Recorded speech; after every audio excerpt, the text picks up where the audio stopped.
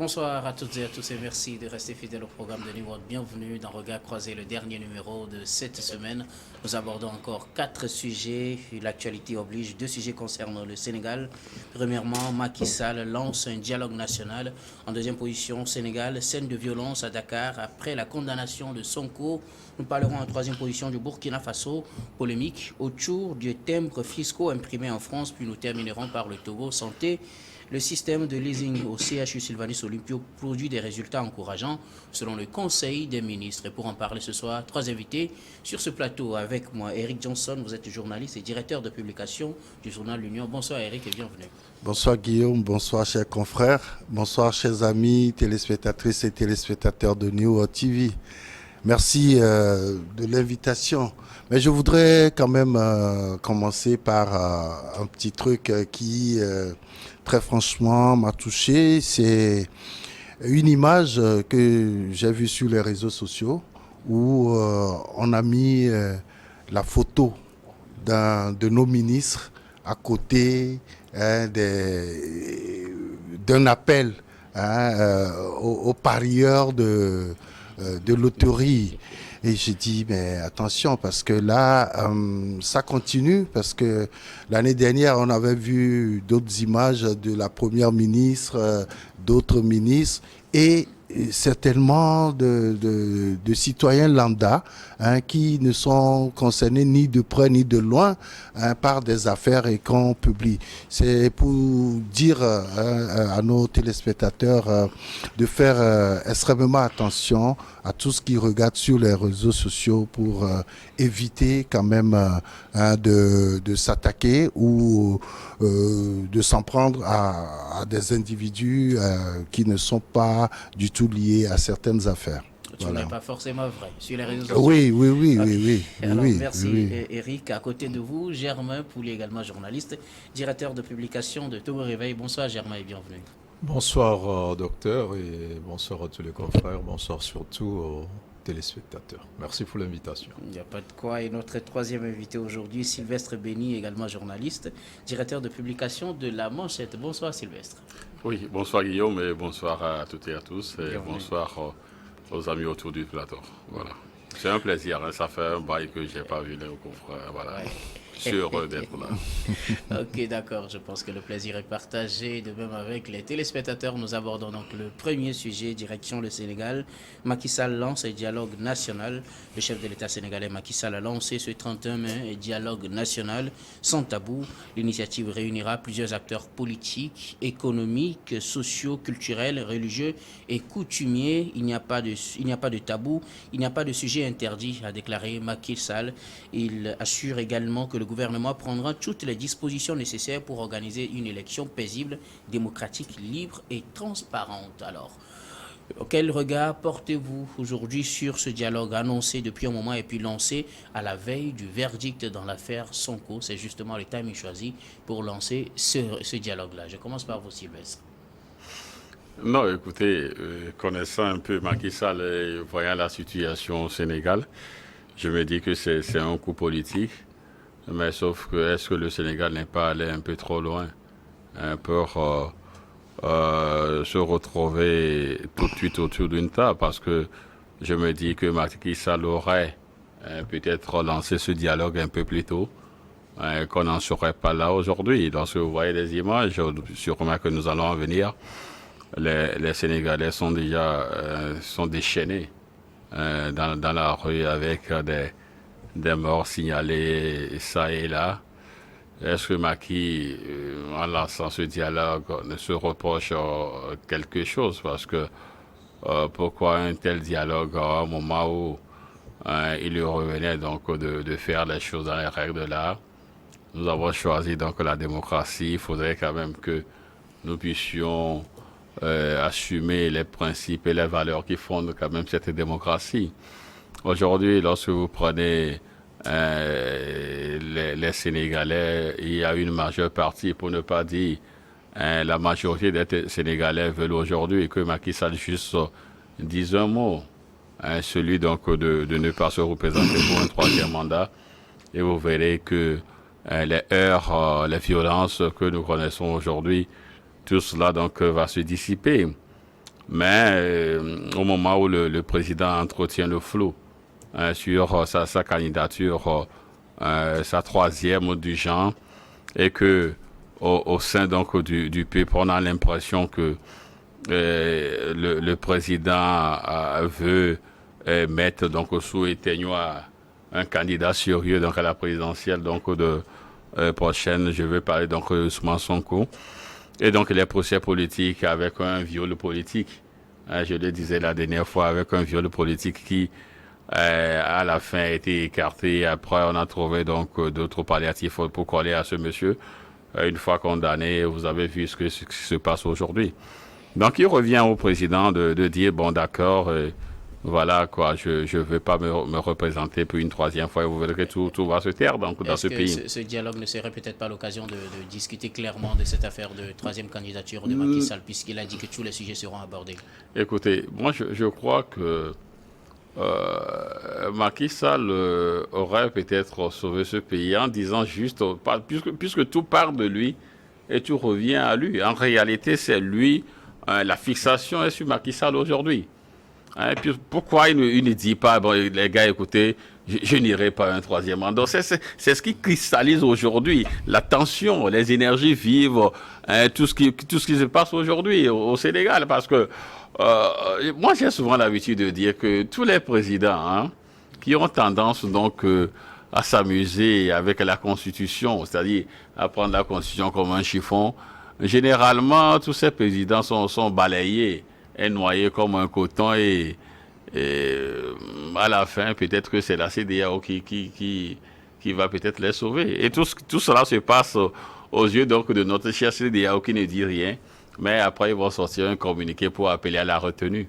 Mais des policiers, des jeunes tombent déjà. Pour le moment, nous parlerons du dialogue. On viendra sur la situation des violences tout à l'heure. Eric Johnson, Macky Sall lance enfin le dialogue. Et c'est à la veille du verdict, de la date prévue pour le verdict dans l'affaire Sonko. Oui, Sylvestre a bien fait de poser le diagnostic général de la situation politique au Sénégal. Mais pourquoi organise-t-on un dialogue? Un dialogue, surtout un dialogue politique. Oui, c'est parce qu'il y a une instabilité politique. C'est parce que les gens ne se retrouvent plus. Il y a de la violence qui commence par s'installer à la place de tout ce que nous cherchons, la paix, la sécurité. Mais Macky Sall, en annonçant ce dialogue, je pense que la logique voudrait quand même que tout se calme, qu'on reparte sur de bonnes bases. Malheureusement, il y a un procès en cours qui concerne un homme politique. Et donc, vous savez, quand Macky Sall lui-même, en arrivant au pouvoir, il a eu quand même quelques démêlés, mais très rapidement, les gens l'ont soutenu parce qu'on estime qu'il n'est pas de ce système-là. Bien sûr, il a été ministre, il a frôlé un peu le pouvoir de Wade. Mais il a même été directeur de campagne de Wade. Oui, mais les gens lui ont attribué une autre image et qui a fait de lui quand même ce qu'il est aujourd'hui. Et donc, je crois que le timing, très franchement, ne correspond pas à l'idéal d'un dialogue national. Parce que il aurait dû le faire plus tôt ou plus tard. Peut-être plus tôt, peut-être plus tard. Parce que là, aujourd'hui, tout le monde, on dirait que les gens arrivent sur un terrain de jeu, de foot, tout le monde s'échauffe. Voyez-vous?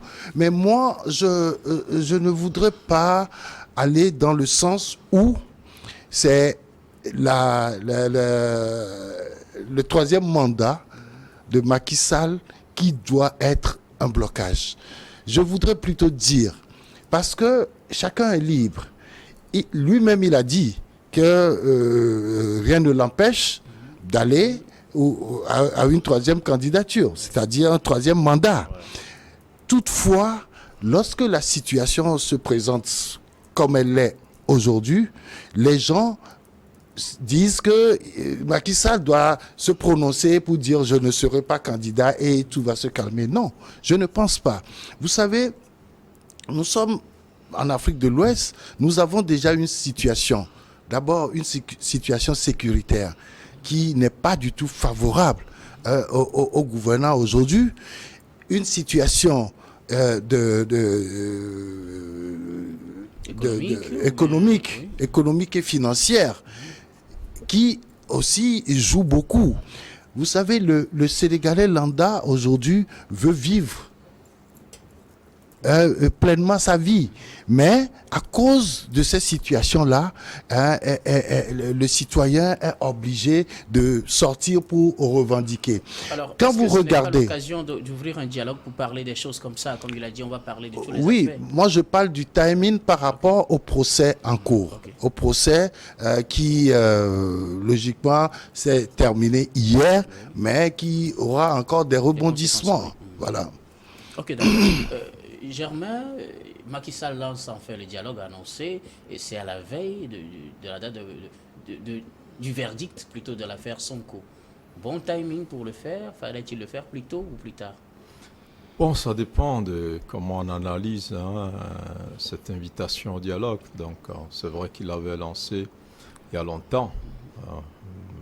Il l'a lancé, Eric le disait tout à l'heure, parce qu'il y a des problèmes dans le pays, il y a des voix qui se sont levées pour s'adresser à lui en tant que premier responsable du pays, de prendre des dispositions pour amener la paix et la sérénité, surtout à l'approche des élections. Et donc, un bon père de famille, comme on dit, il faut qu'il invite les autres membres de la famille pour une réunion, et il l'a fait.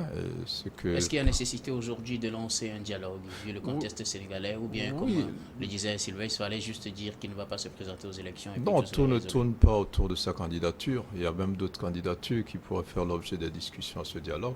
Il y a des gens qui ont envie d'être candidats, qui ne peuvent pas être candidats, et qui comptent même sur ce dialogue-là pour éventuellement... Voilà, peut-être de Khalifa Sall, de Karim Wade, tout ça, ce sont des hommes politiques qui sont disqualifiés, qui pourraient même profiter de ce dialogue-là, y compris même ce procès. Moi, je pense que le timing, certains pensent qu'il a bien fait son timing, mais je crois que même le cas Sonko peut être discuté à ce dialogue, parce que finalement, Sonko est condamné de façon ferme, mais il n'est pas en prison.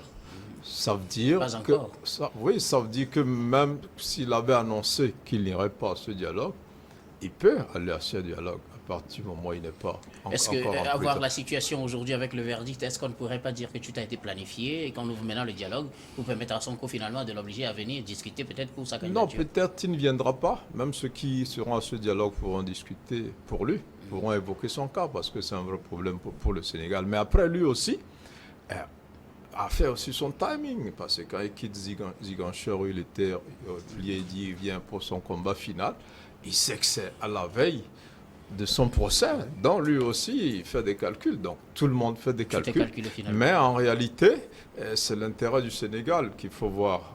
Et donc quand le président prend sur lui de convoquer ce dialogue et surtout de dire il n'y a pas de sujet tabou, c'est intéressant que les gens le regardent en face, il faut lui dire mais on n'a pas envie que tu sois président, que lui aussi les regarde en face, pour leur dire mais rien ne m'empêche d'être président, et que ceux qui ont des petits problèmes beaucoup plus politiques, parce que là, Eric le disait, il y a des problèmes sécuritaires, il y a surtout des problèmes économiques, la vie est chère, aujourd'hui les populations ont faim, et donc ces problèmes aussi peuvent faire l'objet de tout ce dialogue-là, avec en ligne de mire cette élection donc, qui arrive l'année prochaine. Pour moi, le timing est bon pour tout le monde.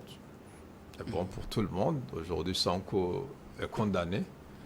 Et je pense que... C'est le bon timing pour discuter. Oui, pour lui, il a tout intérêt, même s'il le fait par personne interposée, même s'il n'est pas à ce dialogue, il faudrait que ses intérêts soient défendus ou discutés donc, au sein de ce dialogue. Et moi, je pense qu'il faut qu'un maximum d'acteurs invités viennent, et que les Sénégalais se regardent en face, se disent des vérités. et que chacun fasse des concessions et que le pays avance. Sylvestre Béni, c'est le bon timing pour Ousmane Sonko, vu qu'il vient d'être condamné, pourra maintenant participer au dialogue, même s'il avait dit qu'il n'y participerait pas, ou bien il peut le faire par personne interposée pour négocier son sort. Vous avez prononcé un terme qui ma foi, caricature ou dénote de la situation. Si c'est au dialogue qu'on doit discuter donc du sort de Sonko parce qu'il est condamné, ça veut dire que la justice est instrumentalisée. Non, mais vous voyez? Moi, je n'ai pas dit ça. Non, c'est juste une analyse que je suis en train c'est juste une analyse que je suis en train donc de conduire. Vous voyez, généralement en Afrique, bon, dans beaucoup de pays aussi, c'est pas une marque déposée donc de l'Afrique. C'est-à-dire que la justice est souvent instrumentalisée par des politiques. Et donc le timing donc de ce dialogue, le président, sachant, puis vous savez, il serait en tant que président donc, de la République dans le secret des dieux, il sait que Sonko sera condamné. Alors, il profite donc de l'occasion pour lancer un appel à ce qu'il vienne donc à la table de discussion. Là, on pourrait donc discuter de son sort. Donc, en réalité, c'est un appareil qui véritablement broie, tout qui moule, tout est véritablement planifié pour qu'on en arrive à cette situation. Voyez-vous, moi, l'erreur que Macky Sall est en train donc de commettre, c'est que généralement, lorsque vous lisez un peu l'histoire des peuples, pour ce genre de situation, lui-même, il risque gros. Parce que lorsqu'au moment où l'armée n'arrivera plus, ou du moins les forces donc, de sécurité et de défense n'arriveront plus à contenir la foule, mais ils vont se retourner contre lui. Généralement, c'est ce qu'on ne souhaite pas pour le moment. C'est ce qu'on ne souhaite pas, parce que l'Afrique des coups d'État, normalement, doit être derrière nous. Mais aujourd'hui, vous allez remarquer que c'est comme si nous sommes rattrapés par l'histoire et que les gens préfèrent aujourd'hui régler les dissensions et les distensions politiques par les armes. Parce que ceux qui ont suivi les pères de l'indépendance n'arrivent pas donc à capitaliser, c'est-à-dire à surfer sur les acquis démocratiques, ne serait-ce que pour continuer dans ce sens-là, pérenniser donc la démocratie. Ils viennent, ils font 2 mandats. Aujourd'hui, j'ai lu la déclaration faite par le même Macky Sall le 20 juin 2021, où il appelait donc le peuple à descendre dans la rue contre Wade.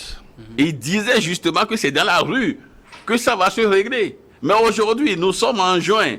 Et c'est dans la rue que ça va se régler pour lui aussi. Voyez-vous, donc c'est cela malheureusement. Nous allons marquer la pause puis on revient pour la suite de ces débats.